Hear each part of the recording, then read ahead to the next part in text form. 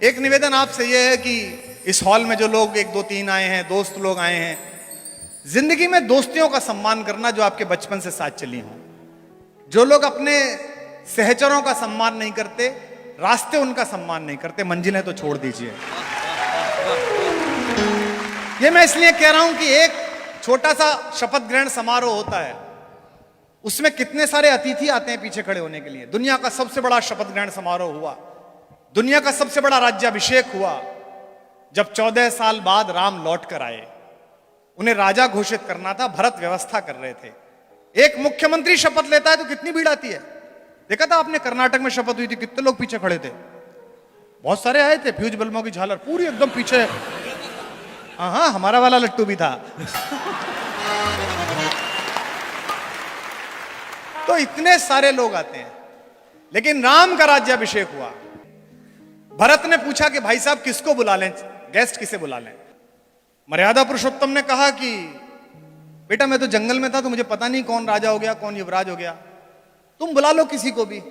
भरत ने कहा भैया किसी से तो मैत्री हुई होगी। बोले ये सुग्रीव, अंगद, हनुमान ये सब आए हैं साथ में, किसको बुला लूं। दोनों भाई सो गए। राम नींद में जाने वाले थे कि अचानक चौंक कर जगे। मां सीता उठ गई कि क्या हुआ। बोले मुझसे बड़ा अपराध हो जाता, मुझे भरत के पास जाना है।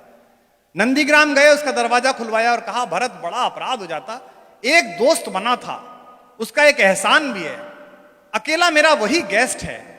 और सीरी फोर्ट में जहां बाहर ध्वनियां नहीं जाती, लेकिन अगर ध्वनि किसी रास्ते से जाती हो तो उस तट को पता चले, उस व्यक्ति को पता चले। राम के राज्याभिषेक में राम की ओर से जो एकमात्र ऑफिशियल गेस्ट आया था, वो व्यक्ति था जिसने उन्हें गंगा पार कराई थी, जिसे केवट के नाम से जानते हैं।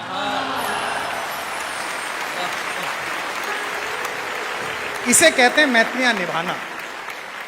और राम कैसे खड़े हो गए उसके सामने, केवट के सामने। देने को कुछ था नहीं, जैसे माल्या के सामने पीएनबी। तो राम पर कुछ देने को नहीं था, लेकिन ये महिलाएं बैठी हैं, भाभियां बैठी हैं, ये चेहरा पढ़ लेती हैं पति का। सीता भारतेश्वरी हैं, उन्होंने अपने पति का चेहरा पढ़ लिया। और उन्होंने कैसा काम किया जो दुनिया की कोई स्त्री नहीं कर सकती, केवल भारत की महिला कर सकती है अगर पति संकट में हो। जैसे ही उन्होंने अपने पति का म्लान मुख देखा, बाबा तुलसी लिखते हैं पिय ही हित सिय जानन हारी। अपने पति के हृदय का हित जानने वाली सीता ने क्या किया, मुदित मगन मणि मुंदरी उतारी, अपनी डायमंड रिंग निकाल के दे दी कि ये दे दो गंगा पार कराने के लिए। इसे कहते हैं त्याग। और वो केवट भी ऊंची रकम था, उत्तर प्रदेश का था वो। हम यूपी वाले तो ऊंची रकम होते ही हैं। तो उन्होंने कहा कि भाई ये रख ले, तो केवट बोला जी रहने दो, हम तो स्टाफ के आदमी हैं। राम ने कहा तेरा हमारा क्या स्टाफ। बोले जाति अलग है, काम तो एक ही है, तुम भवसागर पार कराते हो, मैं गंगा पार कराता हूं, काम तो एक। वाल्मीकि लिखते हैं रामो दुर न भाषते, राम दो बात नहीं बोलता। राम ने कहा यार तेरा उधार रह जाएगा, चुकाऊंगा कैसे, जो बात कही उस पर पूरा सदन उछल जाएगा। केवट ने कहा उधार छोड़ूंगा नहीं, ले लूंगा। बोले कब लेगा। बोले आज गंगा पार कराने का मैं नहीं ले रहा, मर के मैं आऊं तो भवसागर पार कराने का तू मत लेना, इसमें क्या है, बराबर का मामला। अब इस मैत्री के नाम पंक्ति पढ़ रहा हूं, सुनिए। पुरानी दोस्ती को इस नई ताकत से मत तोलो, ये संबंधों की तुरपाई है, षड्यंत्रों से मत खोलो। ये संबंधों की तुरपाई है, षड्यंत्रों से मत खोलो। नाम नहीं लूंगा, समझोगे आप सब।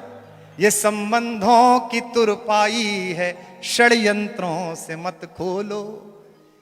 मेरे लहजे की छैनी से गढ़े कुछ देवता जो कल, मेरे लहजे की छैनी से गढ़े कुछ देवता जो कल, मेरे लफ्जों पे मरते थे वो अब कहते हैं मत बोलो।